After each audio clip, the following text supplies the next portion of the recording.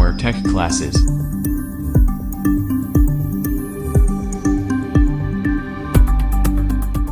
तो बच्चों, आज की इस वीडियो में हम स्टेपर मोटर और ब्रशलेस डीसी मोटर, मतलब ये है कि स्टेपर मोटर को ही हम ब्रशलेस डीसी मोटर के नाम से भी जाना जाता है, क्योंकि इसमें कोई ब्रश का यूज नहीं होता, किसी प्रकार का ब्रश का यूज नहीं होता। मतलब डीसी मोटर, जितने भी डीसी मोटर होती है उसमें क्या है, कार्बन ब्रश लगाना जरूरी होता है।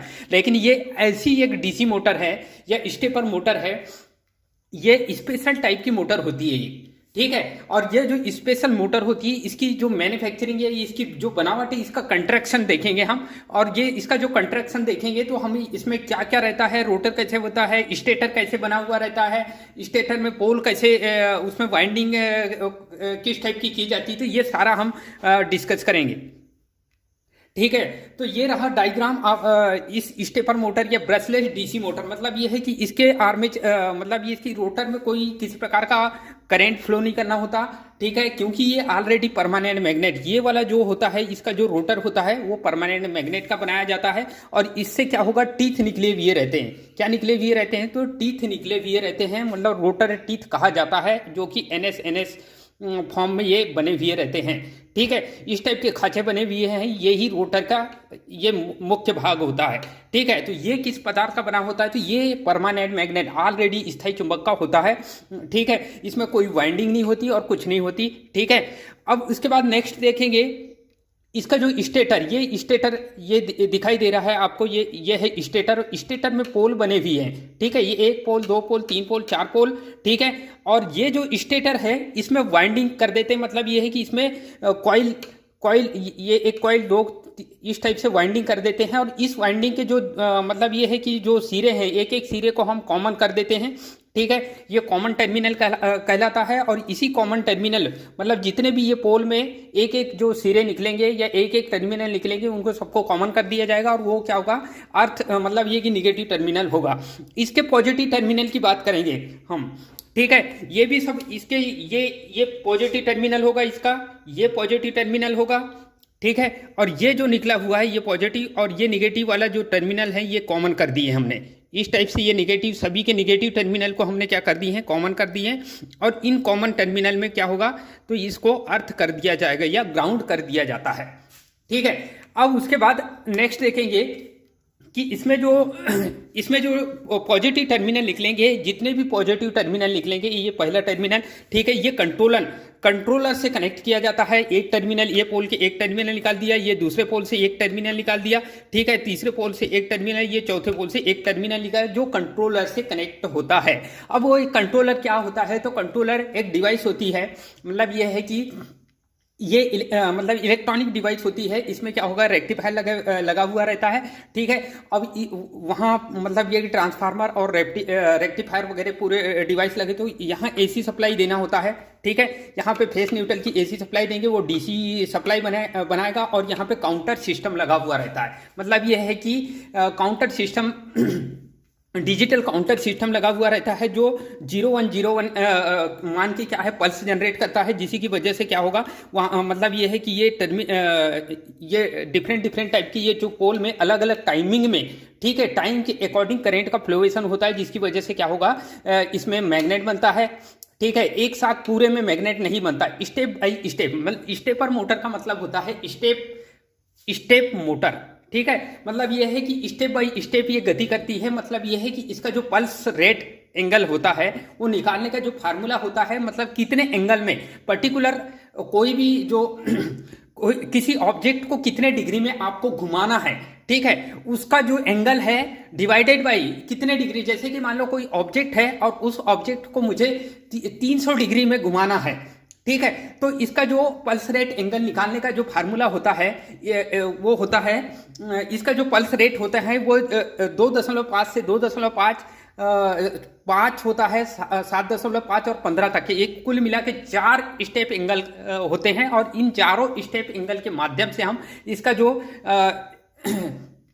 स्टेप फ्रीक्वेंसी निकाला जाता है, ठीक है। तो इसका जो पल्स रेट या स्टेप फ्रीक्वेंसी कहा जाता है, वो निकालने के लिए टोटल कितने एंगल में आपको घुमाना है, ठीक है। जैसे मान लो 300 डिग्री के लिए घुमाना है तो 300 और कितना, मतलब ये है कि स्टेप एंगल का मान कितना है, तो 7.5 उसका डिवाइडेड कर देते हैं जितना भी डिग्री आता है, ठीक है, वो उसका क्या होगा, पल्स रेट कहलाएगा या कोणीय आवृत्ति कहलाएगी इसकी, ठीक है। तो ये कंट्रोलर क्या होता है, तो कंट्रोलर जो होता है इनपुट धारा की आवृत्ति से ये क्या मतलब ये कि जो भी इनपुट धारा आ रही है, ठीक है, डीसी धारा आ रही है, वो अलग अलग स्टेप बाय स्टेप करंट का फ्लोवेशन करता है। मतलब वो कौन सी करंट फ्लो करेगा, तो डीसी करंट का फ्लोवेशन करेगा। यहाँ से डीसी करंट इन पोलों में, स्टेटर के पोलों में करंट का फ्लोवेशन होगा और स्टेटर में मैग्नेट बनेगा, और स्टेटर और रोटर के मैग्नेट के बीच में आपस में क्या होगा, रिपल्सन होगा या प्रतिक्रिया होगी, जिसकी वजह से क्या होगा, ये रोटर ऑटोमेटिक क्या करेगा, गति करेगा, ठीक है।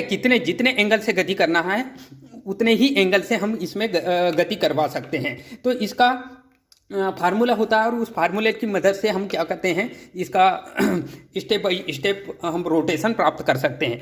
तो जैसे कि मान लो एग्जाम्पल, सबसे पहले जो है इस पोल में, मतलब ये है कि यहाँ से जो कंट्रोलर द्वारा डीसी जो करंट है वो इस पोल में आएगी, और यहाँ जैसे मैग्नेट बनेगा, मान लो यहाँ पे एस पोल बनेगा, तो ये एस पोल और एस पोल क्या करेंगे, रिपल करेंगे, जिसकी वजह से क्या होगा, ये थोड़ा सा आगे बढ़ाएगा।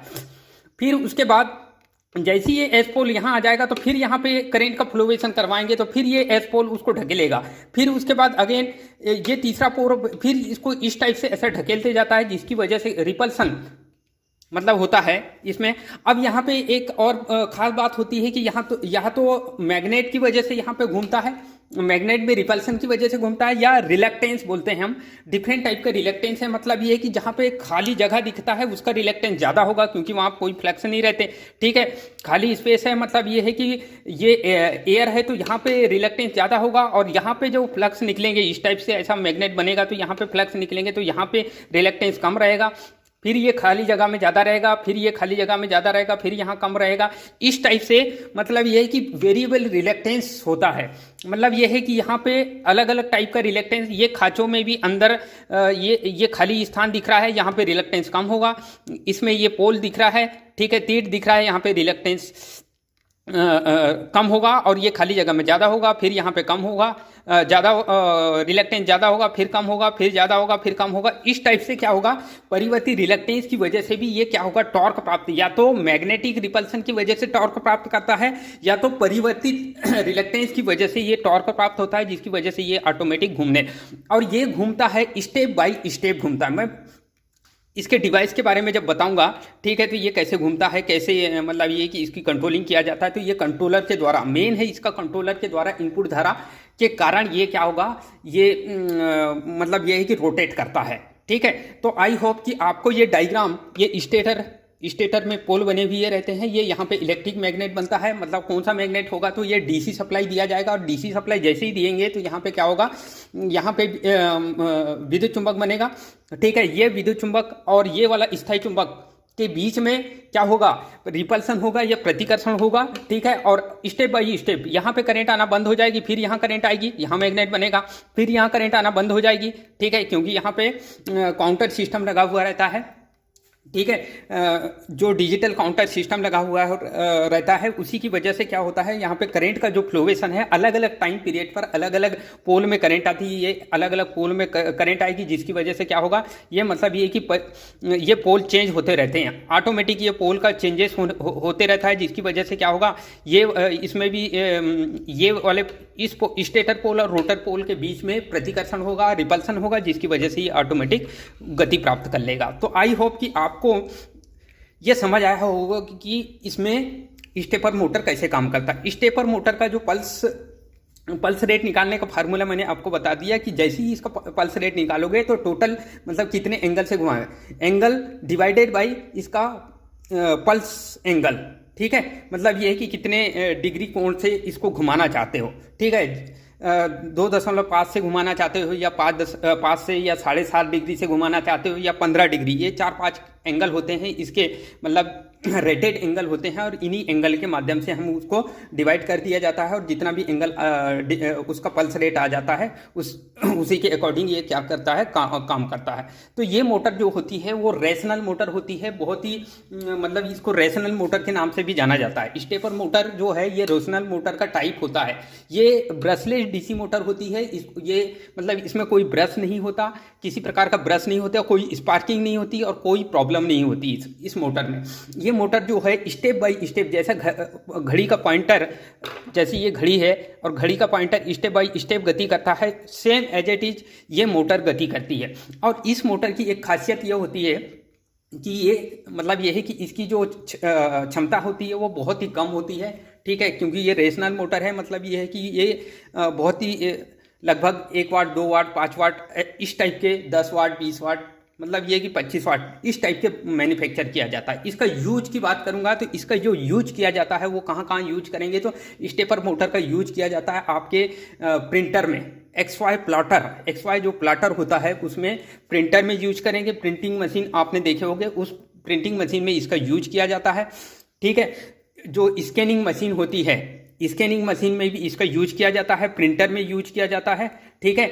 और CNC मशीन, बहुत ही इंपॉर्टेंट जो मशीन होती है वो CNC ऑब्जेक्ट मशीन होती है।